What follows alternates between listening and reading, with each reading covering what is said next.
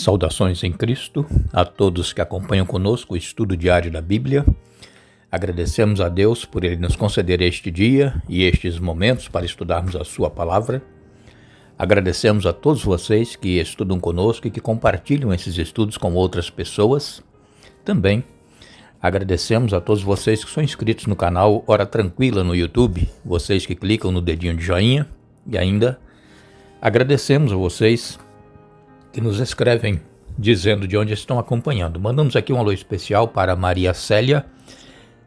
Ela está parabenizando a sua irmã Raimunda, que está completando mais um ano de vida. É lá de Ilhéus, na Bahia. Davi Moreira Sonnenberg é de Palmital, no Paraná. Daniel Júnior é de Belo Horizonte, em Minas Gerais.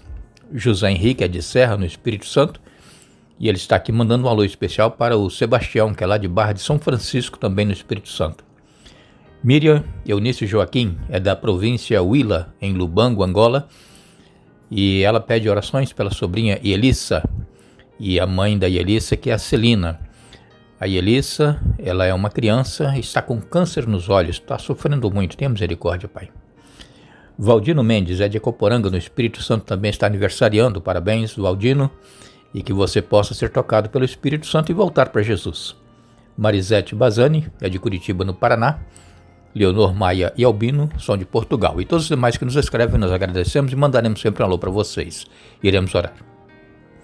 Eterno Deus e Pai que estás nos céus, a Ti nossa gratidão pela vida, por mais este momento que nos concede para estudarmos a Tua Palavra, que o Teu Espírito Santo esteja presente na nossa vida, abrindo a nossa mente, nos dando entendimento, nos ajudando, Pai, a aceitar a Tua Palavra, vivê-la em nossa vida.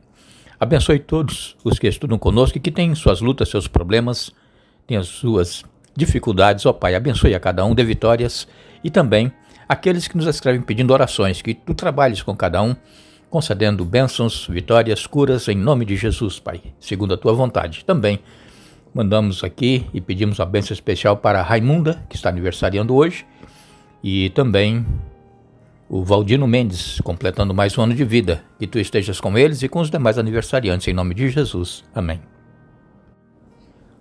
Vamos dar continuidade ao estudo desta semana, onde nós estamos falando sobre termos sido chamados para uma missão. E como nós falamos ontem, Deus, Ele chamou Abraão para sair da terra dele, ir para uma terra distante, estranha, ele foi. E onde Abraão ia, ele era testemunha do Deus que ele conhecia.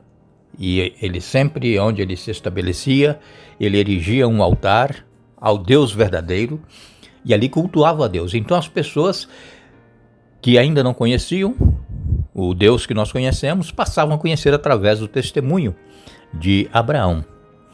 Mas ele teve uma falha, ele chegou na terra que Deus havia mostrado para ele, e Deus disse que aquela terra seria para a sua descendência. Houve uma fome e ele decidiu ir para o Egito, sem consultar a Deus. Irmãos, Deus, ele não impede que nós tomemos nossas decisões e façamos escolhas próprias. Deus não impede, Ele nos mostra o caminho, nos orienta, e nós é que decidimos. Abraão conhecia a Deus, só que ele falhou neste momento, ele errou em não consultar a Deus se ele deveria ir para outro lugar. E lá ele teve o problema com a esposa dele, Sarai. Ela foi tomada pelo faraó.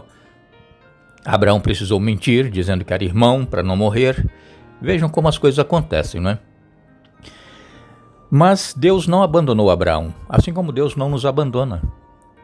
Fazemos escolhas erradas, pecamos, mas Deus não nos abandona. Quando nós caímos em nós mesmos e vemos o que nós estamos fazendo e nos voltamos para Deus, Ele está pronto a nos receber, a nos perdoar e a continuar conosco e nós continuarmos nessa caminhada. Assim é a vida cristã.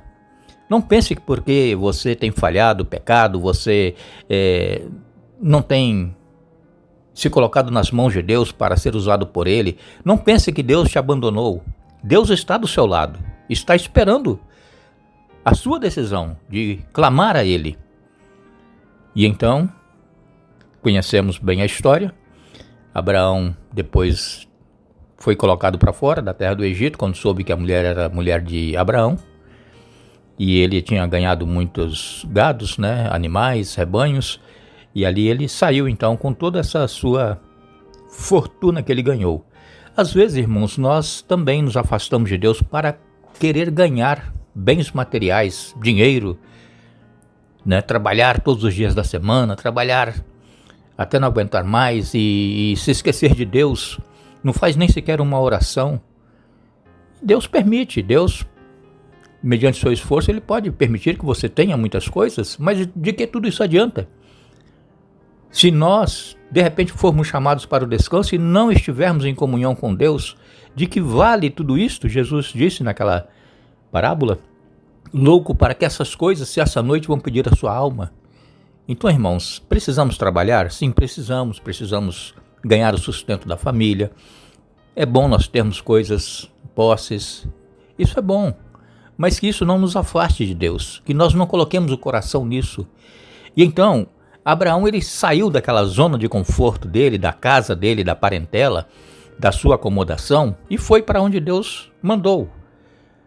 E quando Jesus voltou para os céus, ele deu aquela comissão aos discípulos, que eles deveriam ir fazer discípulos, e ele disse, olha, vocês serão minhas testemunhas quando descer sobre vós o Espírito Santo, quando forem cheios do Espírito Santo.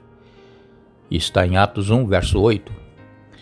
E os apóstolos, após a subida de Jesus para os céus, 10 dias depois, eles foram batizados com o Espírito Santo e eles foram capacitados em falar outras línguas das nações vizinhas, exatamente para que eles fossem falar do amor de Deus, da salvação em Jesus. Só que eles ficaram em Jerusalém, eles não saíram de Jerusalém, se acomodaram ali. Por quê? Porque no Pentecostes eles foram batizados com o Espírito Santo. 120 pessoas estavam com eles ali e foram batizados também. Numa pregação que Pedro fez, 3.000 pessoas se converteram. Aqui está muito bom, vamos ficar aqui. Mas o plano de Deus, irmãos, não é que nós fiquemos aglomerados. É bom estar numa igreja boa, uma igreja grande, que tem de tudo. É bom. Isso nos acomoda. E aí nós queremos ir lá só para ver e ouvir. Não queremos participar e não fazemos o que deveremos fazer. Se nós, irmãos, não saímos para testemunhar, a nossa fé ela não cresce. Nós vamos ficar estagnados. A nossa fé, a nossa vida espiritual, ela só vai crescer se nós começarmos a testemunhar, assim como Abraão fazia. E então, o que aconteceu? Para que os discípulos, os apóstolos, não ficassem acomodados em Jerusalém, Deus permitiu que viesse uma perseguição sobre os cristãos. Vamos ler Atos capítulo 8? Atos capítulo 8, a partir do verso 1, nos diz assim: E Saulo concordou inteiramente com a morte de Estevão. Uma grande onda de perseguição começou naquele dia e varreu a igreja de Jerusalém. Todos eles, com exceção dos apóstolos, foram dispersos pelas regiões da Judéia e da Samaria. Alguns homens devotos vieram e com grande tristeza sepultaram Estevão. Saulo, porém, procurava destruir a igreja. Ia de casa em casa, arrastava para fora homens e mulheres e os lançava na prisão. Os que haviam sido dispersos, porém, anunciavam as boas novas a respeito de Jesus por onde quer que fossem. Deus, ele tem os seus meios de agir. Nós, às vezes, não entendemos o porquê certas coisas acontecem conosco, mas é Deus que pode estar trabalhando na situação para nos tirar da nossa acomodação, da nossa zona de conforto, para irmos evangelizar para onde Deus está nos mandando. Como eu já disse para vocês, nessa série, muitas pessoas pensam que fazer missão é só ir para lugares longe, para outro estado, para outro país, e ir falar para pessoas que ele não conhece. Não, fazer missão é começar em casa, como disse Jesus em Atos 1:8. Vocês serão minhas testemunhas em Jerusalém, Judéia, Samaria e todos os confins da terra.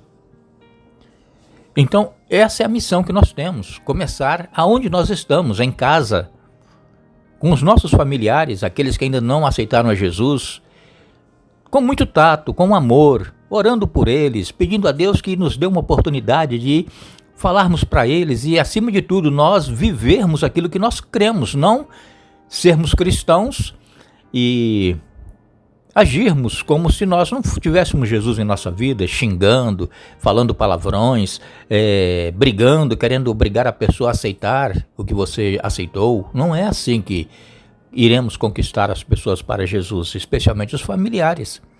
Então vamos começar onde nós estamos. Se na nossa casa todos são cristãos, então tem os vizinhos. E Deus dá uma oportunidade, Deus dá o momento certo de nós tocarmos no assunto. Nós não vamos forçar. Primeiro, temos que viver aquilo que nós pregamos, aquilo que nós cremos. Eles precisam ver que nós somos diferentes deles, diferentes daqueles que não são cristãos. Agora, se eles não veem que nós somos diferentes, como é que nós vamos falar para os nossos vizinhos de Jesus? Então Deus permitiu que viesse uma perseguição em Jerusalém para que os discípulos fossem dispersos, para que eles fossem pregar o evangelho. Cada um tinha aprendido uma língua diferente, de uma nação diferente, no batismo de Pentecostes, e eles estavam capacitados para fazer este trabalho. E então foram para Judéia, Samaria e todos os países conhecidos daquela época foram evangelizados pelos apóstolos. Eles sofreram, eles foram perseguidos, foram presos, foram mortos por amor a Jesus. Nós não estamos livres, irmãos, de passar por um sofrimento por amor a Jesus. Pode nos sobrevir, isso é para aumentar a nossa fé, a nossa confiança em Deus e também é para que os outros vejam a fé que nós temos em Deus e em Jesus.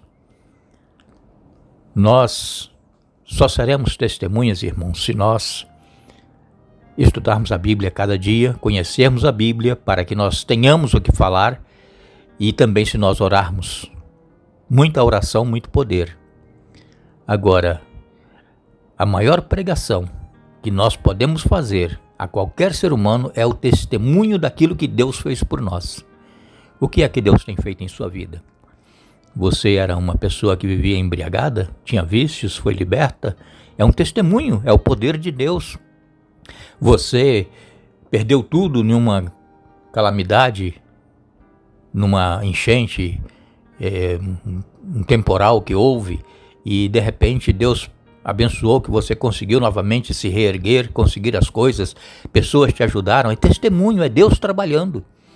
Então não importa, o que importa é que nós testemunhemos daquilo que Deus fez por nós. Esse é o maior testemunho. E outra coisa, é falarmos àquelas pessoas que nós conhecemos, ao nosso amigo. As pessoas querem sair e falar para estranhos, não. Falemos primeiro com aqueles que nós conhecemos, com os nossos amigos, com os nossos familiares. Vamos estar trabalhando com eles e em oração. Nunca pela nossa força, pelo nosso poder, é pelo poder do Espírito Santo que vai trabalhar na mente e no coração daquela pessoa que nós estamos testemunhando a ela, fazer com que ela se convença também e aceite a Jesus. Que Deus nos abençoe, que Deus nos ajude a entendermos, se nós formos chamados para sair da nossa acomodação, da nossa zona de conforto, é porque Deus tem um plano para cada um de nós. Retornaremos amanhã, dando continuidade ao estudo da semana, mas não nos esqueçamos que Jesus ele disse, portanto, ide, fazei discípulos, batizando-os em nome do Pai, do Filho e do Espírito Santo. Mateus 28, verso 19. Que Deus nos abençoe.